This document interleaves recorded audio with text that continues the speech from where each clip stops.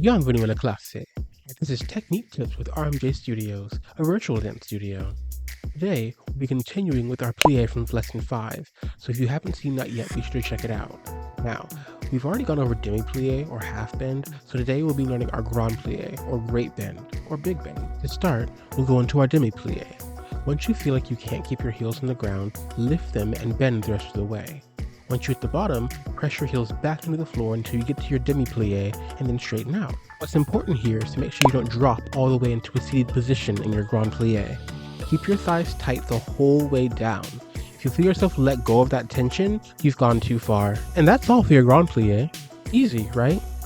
Now, there's also 2 port-bar sequences that go along with the Grand Pliè, which we'll go over next time.